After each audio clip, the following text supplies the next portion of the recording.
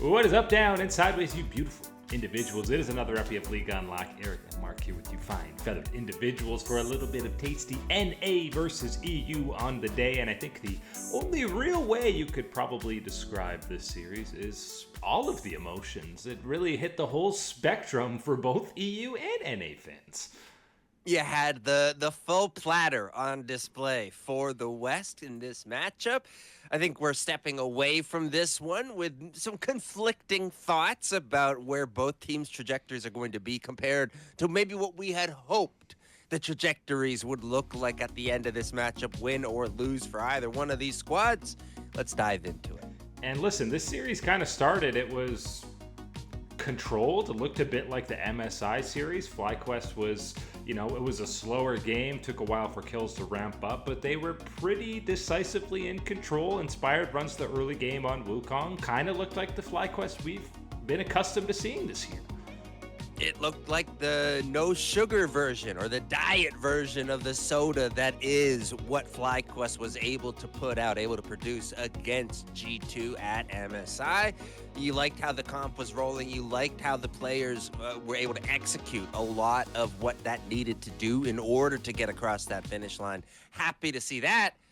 Not exactly happy with the execution that we see pretty much right out of the gates into game 2. And even in that first game, Caps has a pretty subpar Victor game. He's getting caught out in side lanes. And that, to me, I started getting worried because you're going, Caps doesn't often have a bad 2 games or a bad entire series, especially at Worlds. So you knew there was inevitably going to be a bounce back for him. And I fully came back in game 3. But game 2 was pretty good as well. We got the Soraka Lucian lane, which actually was really well executed for FlyQuest, but they just had no damage to kill a Galio Trundle in this one, and we were consistently treated to a wild Bwipo running around the rift on Rumble, often in a 1v4 or isolated on his own trying to land ultis. Is among the worst it looks when you have a player like Bwipo and you can have these type of moments come through where it seems like complete disorganization, lack of communication, all sorts of things, which we know is not really the case with this FlyQuest squad. We know the communication is there. We know the game plan and all these sorts of things. That execution, that split second, I got to do something to deviate and change the course of it that Bwipo has a tendency to try and go into, did not work whatsoever in this matchup. And frankly, 2-3 times at least led to some very ugly plays, then plays that were, again, really not letting FlyQuest have any sort of chance to find a way back into this one, taking true miracle shot after miracle shot type of opportunities to try and find a way back in was not the ticket for FlyQuest or what they needed specifically, again, from what the Rumble pick is supposed to represent in this composition. And truthfully, it probably should have been punished more. It really felt like G2 couldn't even believe what this guy was doing, how far forward he was playing. It's like they were anticipating the whole team being behind him because they're like, surely this guy's not crazy enough to be stepping up this far forward.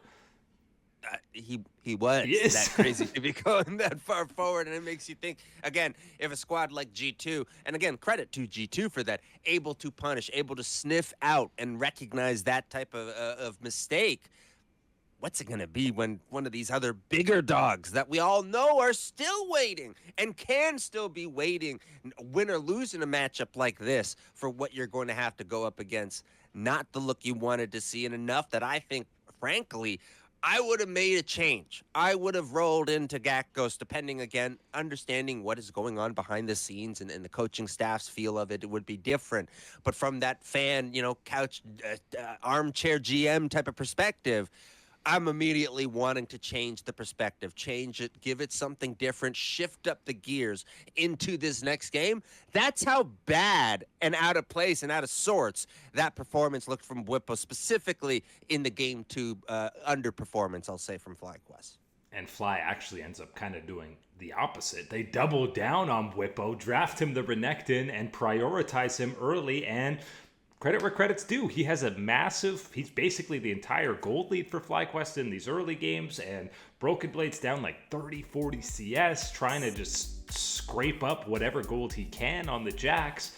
But Whippo never has the impact in these team fights, whether that's FlyQuest not playing around him or him getting caught out, going in 1v4 as Whippo tends to do, or getting his teleport canceled by Jax. They never saw this early game lead. They never reaped the fruition of this Renekton being so far ahead.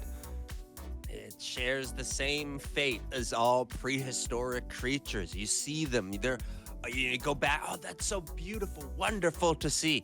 But you know, back in your mind, that meteor is coming to Earth. It is hitting. The day of the dinosaur will be no longer. Renekton is on that time limit. Not necessarily in the same way as some other champions, but still one of these ones that you know, even if you have an advantage, even if you've got power, it's a ticking time bomb where eventually it's not going to be enough, where eventually you can get caught and can get punished by the wombo, the layering, the engages that you can put through onto a champion that has the desires that a Renekton does and how he wants to play and how he wants to fight around him. You didn't see that. You didn't see any of that type of awareness on the side of FlyQuest, and specifically on the side of Whippo, really running that advantage into the ground, into the grinder of G2, feeding the squad so that they are so powerful that all it takes is one massive regroup and engage from the G2 boys to find the edge they needed to win Game 3. And listen, we had an incredible, swing of emotions, especially in Game 3, back and forth. This looks like it's done and dusted. The broadcast already talking about quarterfinals for G2. Then FlyQuest proceeds to find back-to-back fights, basically, that gets them 2 Barons over, of course, a near 10-minute span. But all of a sudden, they're right back in this game. Skewmond, I forgot to press the ulti. I pulled a Tryndamere on the Dr. Mundo, and before they even get out of the replay of him being tilted, he already has the redemption with the incredible synergy between him and Caps, flashing in with the Orianna ball on that Mundo to get a 4-man ulti to lock up G2's spot in top 8. I love it. You're thinking it's going to be so many other avenues to deliver the Orianna ball. It's the Mundo delivering it after all this time. And yes, again, what a crazy contrast to be able to see the frustration, the stress, the struggle that is that mistake in that moment into the big engage. And again, the engage that wins the series, wins the game, and locks down a quarterfinal spot for G2 and for Europe.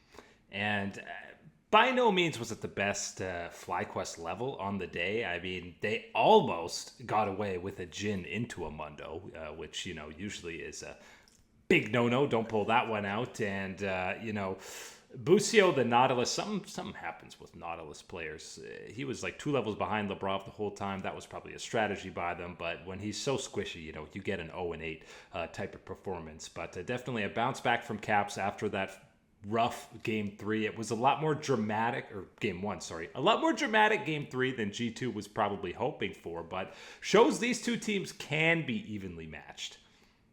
I give Busio a little bit of a soft landing in that regard for the Nautilus because, again, it's one of those ones where that identity, you performing this thing to how it wants to perform and how it needs to in order to be successful, requires you to play in that type of way and doesn't give you a lot of leeway when you aren't in a position and don't get maybe a little bit stronger, a little bit tankier in order to play on that front line in that type of way. So I give him a little bit of leeway on that one, but I'm certainly not giving all of FlyQuest enough leeway that they are feeling safe, feeling secure about themselves, because guess what? They're not safe. They're not secure. They're still going to have to work their way through. And we talked about it just yesterday, saying that there could have been a path for both of these teams to clash, fight it out, and still feel good about both of these teams. One that locked up their spot and the one that was going to have to fight their way through, but still shows their grit, shows their tenacity, that they are a fighter. I don't know if we've really seen too much of that from FlyQuest. And on the other side as well, it's going, okay, well, finally, we got Fearless Draft. The thing that we have been rolling through all year is such a key factor in how games and series play out. This was the preparation. These were the picks that we got through, understanding, I know, pick and ban and what your opponent's doing, but still, those compositions had to have felt like option D, option E, not even plan B or C for a squad like FlyQuest. Definitely feels like G2 got the better of that Game 3 draft. And if they're playing at this level, don't have huge confidence in FlyQuest in that 2-2 matchup, whoever it ends up being. Especially when you know that one of those 2-2 matchup potentials are the loser of the CFO Hanwha Life series. We know the road has been much more difficult for CFO with some of their matchups, top seed in the LPL, defending world champions. Now Hanwha Life coming in, and despite the results, say what you will about CFO, they do not back down from an opponent. They play the same play style that they do against a weaker team. They play with that same level of confidence, and especially this first game, some of these team fights were absolute bangers. Oh my goodness, absolute slappers, and still one of the ones where when you're watching that matchup and at the end of it, you're left going, it was so close. It was really on that tipping point, and kudos to CFO for getting it to be close enough in the first place in that matchup and to keep it close for as long as they did in that matchup, despite the early advantages picked up by the side of Hanwha Life. I think this was certainly one of the ones that maybe shows where the gap is between the regions of the LCP and the LCK in regards to macro play and how you're able to really punish and take advantage when you do win out, when you do make these big plays. Because don't get it twisted, both of these teams were making huge plays. We're making fantastic engages, catching guys out, getting all these fights and getting, some of them were trades off of engages, whatever. All of it. Whenever you saw an advantage go towards the side of Hanwha Life, it was based off of, okay, we've taken down this member, that member, however many members. Let's go and push that advantage on the map. Let's get these lanes moving. Let's get this tower. Let's get this neutral objective. Whatever it was, they were always set up to take advantage shortly after. Whereas on the side of the Flying Oysters, it felt every single time, yeah, you got something. Maybe you got one more kill in the fight or whatever it was. But then the lanes weren't in a state where you could push it, or there was not an objective that is up that essentially allowed you to get it back, or you had to leave, and then all of a sudden, there comes back the vision for Hanwha Life. So it was one of these ones where you're looking at the macro play of that type of one. But I think on the raw hands, skill check, are you there? CFO was right there pretty much step for step with Hanwha Life all the way through this first game. And not having all those backup plays set up or keeping track of the map state. It's a little bit of desperation because the play you're going for absolutely has to work in that case, right? If it doesn't work, then Hanwha is able to almost snowball the game off of one single fight that you wouldn't even think they'd be able to. But there's this Azir play out of Zeka where he gets 2 flashes, and I don't know if I've seen in pro play, instead of sweeping them in with the Azir ult, he pushes them out, predicting these flashes, and still hits them. That was clean. I'll give him that. Legitimately, the only time you see that is either a mistake, a flubbed up type of play, and it's really clear when it is that flubbed up type of play from a Shurima shuffle. And secondly, it's just pure defensive is anytime you would see that shuffle back away from you type of one. To see it used offensively, and not just used offensively individually, used offensively and womboed and layered with the rest of the composition playing off of the shuffle away. That was something I think that was really special. He was on top of his game absolutely in this first one for the series, playing a massive role on Azir and pretty much showing us why that Azir is taken out of so many skilled players' hands when you're talking about an event like this. And I'll tell you, his buddy in the bot lane was also on for today. Not on from BLG. He had nothing to do with this. But, Doggo had a great Ezreal game, and then the Yunara out of Viper. Game 2, I know people probably see Doggo on Ziggs, and you're going, why are you putting this psychopath guy on Ziggs? He's constantly got to be going forward. By the way, he was on Ziggs, probably the most aggressive Ziggs game that we've seen in pro play. But unfortunately for him, with no AD carry in the lineup, it was an absolute field day for Viper to not only have them call 911, but finish the game 911 on the Caitlyn.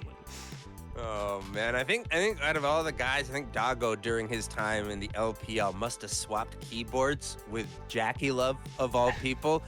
But at the same time, we know Jackie Love has a key on his keyboard because we've seen it with the backwards Senna Ultimate. So we know that one still exists within that library. But when you are seeing how this is going to go and where you're stepping away from it for CFO, yeah, you're feeling pretty happy. You know, this is certainly not the way you wanted things to play out, but to show out like this, to show up, this is a good sign for CFO.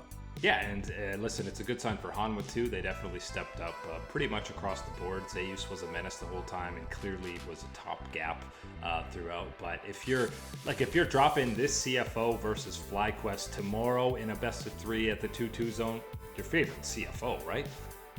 I think so, and especially given what you saw even in a shorter series for CFO, where you saw what was going right for Hong Q. You saw Gen.G getting involved. You saw Doggo popping up, all sorts of things like that.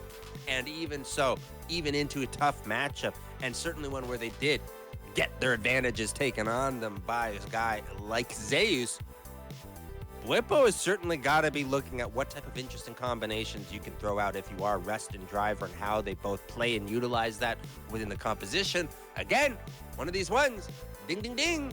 Maybe it's time for geckos. Maybe you bring a game plan like that of yourself to the table against a possible matchup against CFO. Yeah, and again, you saw Hanwha ban Sion in both of these games, which we know number one is a broken pick at this event, but especially in the hands of CFO. And even though you only have to deal with it one game in Fearless, Hanwha didn't want any of that smoke, and it definitely worked out well for them.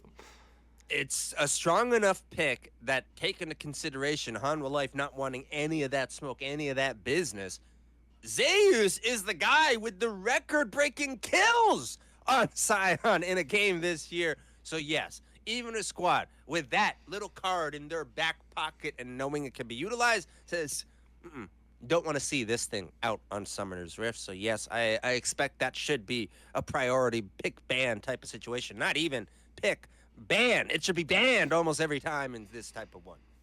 We're still, a couple days away from knowing who's going to level up to that 2-2 zone to match up against FlyQuest and CFO. Next on the docket, we've got some statement opportunities, a chance for redemption. We got, first off, MKOI versus Team Secret Wales. That's the redemption side of things for MKOI to, they got lucky on the draw. Let's be honest. There's a lot of scary teams they could have drawn at 1 and 2. They got Team Secret Wales, who have had a pretty decent tournament, but this is must win for EU Pride and for MKOI, right?